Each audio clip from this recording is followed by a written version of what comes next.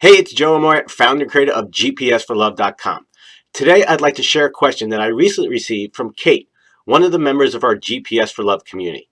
So if you've ever found yourself in a situation or a relationship where you're dating a guy and all of a sudden he changes and you're not the priority that you once were, I want you to pay close attention because you're going to love this video.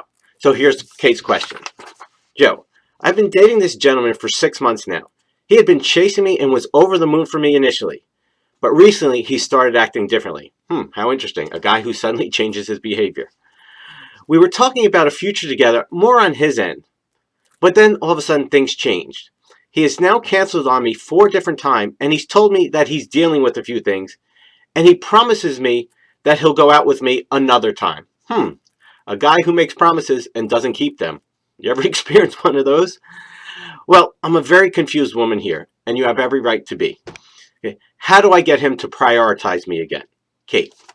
Well, Kate and anybody else who's ever been in this position or who will be in this position, there's a couple things I want to address. The first thing is that you cannot make a man make you a priority.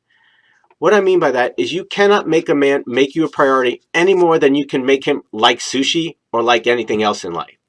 All you can do is give him the experience, bring him to the opportunity to get to know and experience and be with you.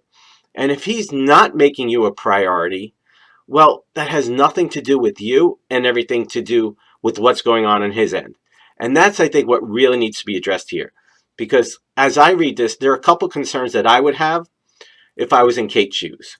So the first is that you're talking about the future, and all of a sudden he pulls a Houdini. And this is so common, and we've all experienced this at some point in our life, where you're going out and everything is great, and you think you found the one, and then all of a sudden things change. Well, what you have to realize first and foremost is that this really has nothing to do with you. See, what makes this so confusing, what makes this so frustrating, is that guys like that are saying all the right things, but then all of a sudden something happens and they change. That's when Dr. Jekyll turns into Mr. Hyde.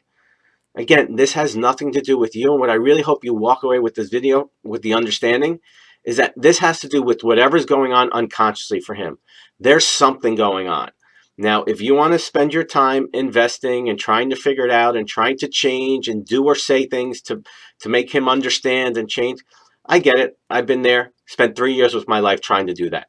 What I ultimately learned is that this has nothing to do with me. This has to do with this person. And so if this person can't consistently show up and give me what I'm looking for, then I'm not going to waste any more time. Because ultimately, unless a person is doing the work and finding out what's going on, they're going to keep doing what they're doing. So what my suggestion is that let him go figure it out on his own. Don't waste time. If he comes back, cool. If not, go out and find the guy who naturally will consistently show up from the beginning and give you what you want. So another concern that I have is that he's canceled on you 4 times, and he says that he's dealing with some things. You know what? Guess what? That's life. We all have to deal with things. See, I believe the red flags are always, always, always, always there. So the red flag here is that this guy is dealing with stuff, and he's not communicating with you, and he's not including you in his life as he's dealing with it. See, there's this thing called life after you get the guy. Okay, after you get married, okay, after you have kids, after you have a family, after you buy a house. Life is constantly going to be throwing shit at you. And unless you have the right person by your side where you can communicate, you can work together to get through that stuff, this is the stuff that tends to destroy relationships, because this is showing you you're not a partner. Okay? You're not an intimate part of his life. No matter what he says, his actions are showing you that you're not a top priority. Or maybe you are, but he doesn't know how to balance the two. These are the signs that you really, really want to pay attention to. Because ultimately what he's doing is he's shutting you out. And so what's going to happen when something really serious happens in life? Okay? You have financial difficulties, or you have problems with the kids, or he loses his job, or you lose your job. Okay? This is the stuff. This is the reason why most marriages fail, is because stuff like this is there relatively in the beginning. But we don't see it because we focus on how great things were in the beginning. And again, guilty.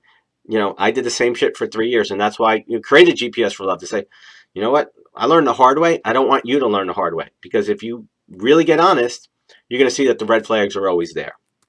So another concern I have is that you say you're confused.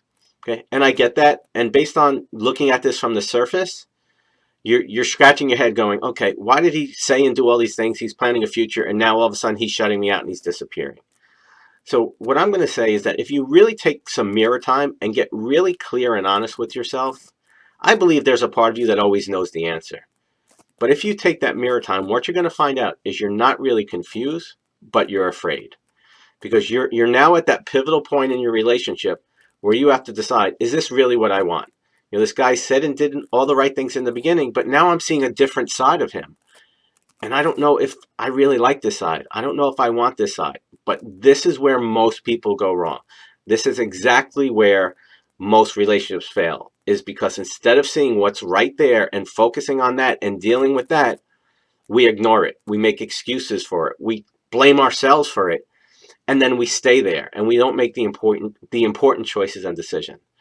So Kate and anybody else who's been in this position or will be in this position, what I'm going to suggest is you take some mirror time and you get really honest and really get clear on what's really going on.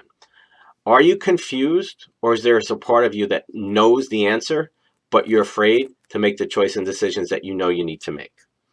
So I've got a question for you. Have you ever been in this position? And if you were, what did you do? And how did it work out? And lastly, if you were to be in this position today, if you were Kate, what would you do? What I'd like to do is I'd like to invite you to pop over to the GPS for Love blog, and I'd like you to share your response. You know, we created GPS for Love in the community to help each other support, learn, and receive some and give guidance to make this whole thing so much easier. Because isn't it easy to see what Kate should do?